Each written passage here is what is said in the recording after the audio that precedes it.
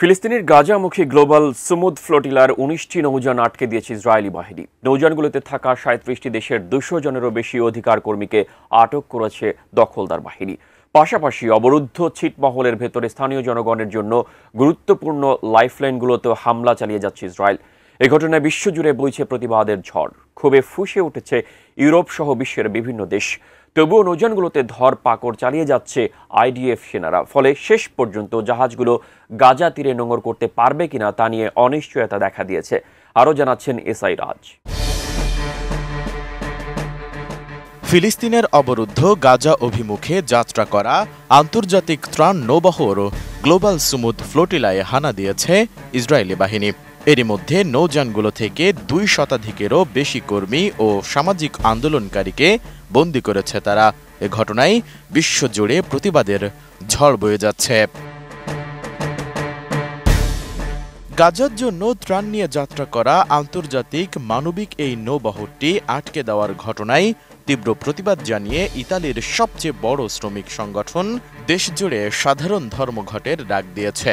বহরের কিছু নৌযানে ইসরায়েলি সেনারা জোরপূর্বক উঠে অভিযাত্রীদের আটক করেন। এ ঘটনায় ক্ষোভে ফুঁসে উঠেছে ইউরোপ জুড়ে বিভিন্ন মানবাধিকার সংগঠন ও সাধারণ মানুষ। নতুন বাংলাদেশ গড়তে এলো জুলফিকার স্টিল। জুলফিকার স্টিল, ইস্পাত দৃঢ় অঙ্গীকার।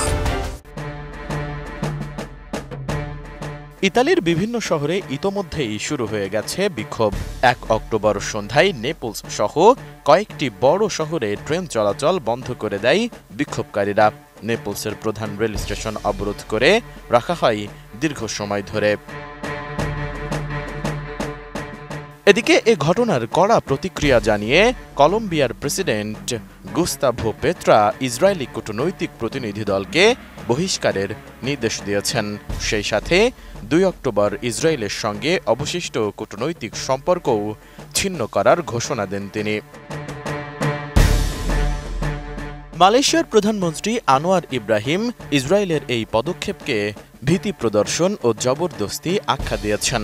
তিনি বলেছেন, গাজায় খাদ্য ও জীবন রক্ষাকারী সরঞ্জাম নিয়ে যাওয়া নিরস্ত্র বেসামরিক নাগরিকদের ওপর বাধা দিয়ে ইসরায়েল মানবতার প্রতি অবজ্ঞা প্রদর্শন করেছে। ফ্লোটিলার আটকদের মধ্যে ১২ জন মালয়েশীয় নাগরিকও রয়েছেন। অন্যদিকে তুরস্কের পররাষ্ট্র মন্ত্রণালয় এই হামলাকে ফ্যাসিবাদী এবং সামরিকতাবাদী নীতির বহিঃপ্রকাশ হিসেবে অভিহিত করেছে। তারা আটক হওয়া তুর্কি নাগরিকদের মুক্তির দাবিতে আইনি পদক্ষেপ নেবে বলে ঘোষণা দিয়েছে। একই ঘটনার প্রতিবাদে আর্জেন্টিনার রাজধানী বুয়েন্স আয়ার্সে বিক্ষোভে অংশ নিয়ে আন্দোলনকারীরা আটক হওয়া কর্মীদের মুক্তির দাবি করেন। ইসরায়েলের হাতে আটক হওয়া জাহাজগুলোর একটিতে রয়েছেন আর্জেন্টাইন আইন প্রণেতা সেলেস্ট ফিয়েরো। সেই সঙ্গে আয়ারল্যান্ডের পররাষ্ট্রমন্ত্রী সাইমন হ্যারিস ঘটনাটিকে শান্তিপূর্ণ মানবিক উদ্যোগের ওপর হামলা আখ্যা দিয়ে বলেছেন, ফ্লোটিলার সদস্যদের আন্তর্জাতিক আইন মেনে আচরণ করতে হবে।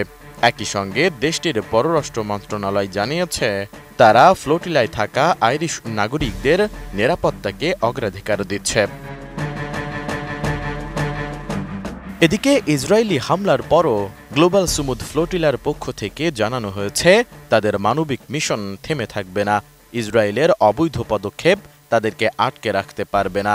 তারা তাদের মিশন চালিয়ে যাবেন এবং গাজায় একটি মানবিক করিডোর খুলবেন বলে আশা প্রকাশ করা হয়।